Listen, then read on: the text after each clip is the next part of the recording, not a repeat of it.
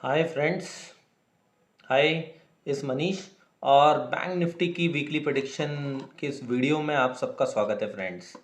तो फ्रेंड्स, आपको स्क्रीन के ऊपर बैंक निफ्टी का ये एक मंथली चार्ट दिख रहा है और मंथली चार्ट पे बैंक निफ्टी ने क्या किया है। बैंक निफ्टी ने निफ्टी की तरह ही तीन लाल कैंडल्स के बाद एक, दो और तीन, जो कि दिसंबर, जनवरी, फरवरी में बनी है, उसके बाद एक डोजी कैंडल बनाई है। बैंक निफ्टी ने पहले भी अप्रैल, मई और जून में तीन रेड कैंडल बनाई थी, उसके बाद एक बहुत स्ट्रॉन्ग रिवर्सल दिया था नीचे। और कई बार बैंक निफ्टी इस दो तीन कैंडल्स के बाद एक अच्छा रिवर्सल देता है। ठीक है, तो bank Nifty doji candle form किया है। तो डोजी कैंडल एक इनडिसिसिव कैंडल होती है। अब इसका हाई और लो दोनों बहुत ज़्यादा इंपॉर्टेंट होते हैं। तो इसका हाई क्या है? 41,670, यानी कि 41,700 अब एक इम्पॉर्टेंट लेवल हो गया। और नीचे का लेवल है 38,600। तो अब बैंक निफ्टी की as per the monthly chart एक रेंज हो गई 41,700 से 38,600 तक की। ठीक, ये कैंडल एक इनडिसिसिव कैंडल होती है। तो ये केवल इतना बता रही है कि ये एक अच्छा सपोर्ट है। इस सपोर्ट पे बैंक निफ्टी ने बाउंस दिया है। और आप देखिए ना, लास्ट 3 महीने से बैंक निफ्टी यहाँ पे कंसोलिडेट कर रहा है और इस लेवल को ब्रेक नहीं कर रहा है। तो ये जो लेवल है, अब अगर ये ब्रेक होता है 39,400 से लेके 39,400 भी एक इम्पॉर्टेंट लेवल हो गया। 39,400 अगर ब्रेक होता है तो फिर वो बहुत तेज़ी से 38,600 के आसपास जाएगा। 38,600 ब्रेक हुआ तो फिर वो नीचे की तरफ निकल जाएगा फ्रेंड्स। फिर ये 37,500 के लेवल आपको देखने को मिलेंगे। और बैंक निफ्टी ने अभी तक अपनी जो राइजिंग ट्रेंड लाइन है मंथली चार्ट पे, इसको ब्रेक नहीं किया है, जबकि निफ्टी ब्रेक करके उसे रीटेस्ट किया है। यानी कि बैंक निफ्टी निफ्टी के कंपैरिजन में ज़्यादा स्ट्रांग है और वही निफ्टी को गिरने से बचाए हुए है। इसी इसी की वजह से निफ्टी में बाउंस आया है। तो ये याद रखिएगा, bank Nifty is the leader.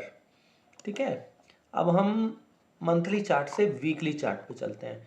देखिए, वीकली चार्ट पे थोड़ा सा हमें और क्लियरली दिख रहा है, क्लियरली समझ में आ रहा है कि बैंक निफ्टी कर क्या रहा है। बैंक निफ्टी पहले तो राइजिंग ट्रेंड लाइन को फॉलो कर रहा है। ठीक, number one. Number two, bank nifty हर दो हफ्ते गिरने के बाद एक बाउंस दे देता है।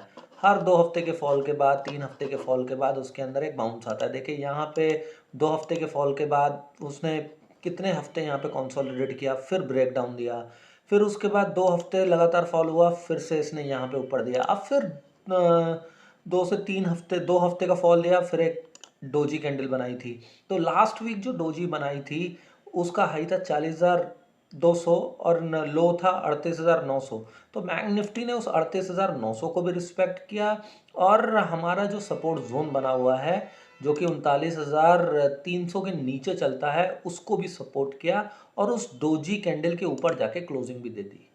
ठीक है, अब बाजार के लिए क्या रेजिस्टेंस आता है? 40,800 का रेजिस्टेंस आता है। जैसे ही नेक्स्ट वीक 40,800 के ऊपर चलेगा, बैंक निफ्टी निफ्टी को ऊपर की तरफ लीड करेगा।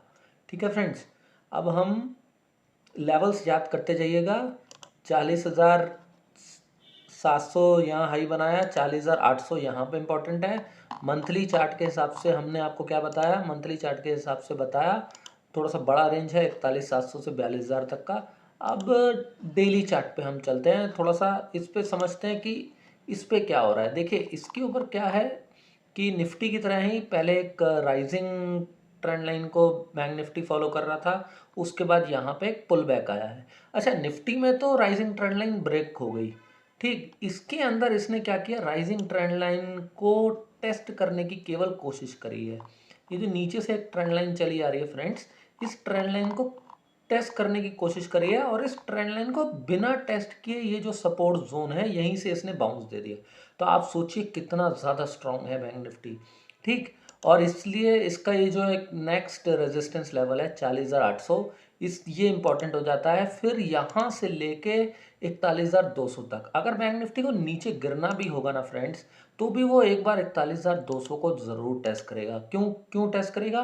क्योंकि ये इसका एक गैप जोन है। जैसे कि निफ्टी में मैंने आपको बताया कि उसने जो कैंडल ब्रेक करी, जो उसने गैप बनाया वो कोई ब्रेक अवे गैप नहीं था। लेकिन बैंक निफ्टी के अंदर ये आप देख सकते हो लेफ्ट हैंड साइड पे, जहाँ ये मेरा ये कर्सर पूरा का पूरा घूम रहा है, ये पूरा का पूरी एक रेंज थी और ये इंपॉर्टेंट एक्यूमुलेशन जोन था, जिसको इसने दोबारा से ऊपर जाके क्लोज किया और स्मार्टली इसको जाके ब्रेक किया। तो जैसे ही बैंक निफ्टी इसके ऊपर जाके 41,200 के ऊपर जाके टिकता है, तो फिर आप देखिए ये लेवल क्या आ जाता है, सीधा सीधा 42,000। इसके ऊपर बैंक निफ्टी स्ट्रॉन्ग बुलिश हो जाएगा। आपको ये 42,000 का लेवल अब दिखाता हूँ, 42,000 के लेवल पे लेवल इंपॉर्टेंट क्यों है। आप ये देखिए, ये 42,000 का लेवल पिछले महीने का डोजी का हाई है, यानी कि मंथली चार्ट पे भी हम लोग बुलिश हो जाएंगे जब 42,000 के ऊपर चलेगा बैंक निफ्टी। ठीक है, तो हमारे लिए 41,700 और उसके ऊपर 42,000 बहुत ज़्यादा इंपॉर्टेंट था, जो कि मंथली चार्ट पे दिख रहा था, और डेली चार्ट पे भी इसी 42,000 के लेवल की कंफर्मेशन हमारे को मिल रही है कि यहाँ से जिगजैग फॉल, यहीं से एक रेजिस्टेंस बना रहा था, तो बैंक निफ्टी के लिए 42,000 इंपॉर्टेंट हो जाता है। तो नेक्स्ट वीक की रेंज जो हमारे को मिल गई वो 39,350 से लेके 42,000 तक की मिल गई। ठीक है, तो 42,000 से 39,400 से 350 का एक रेंज है।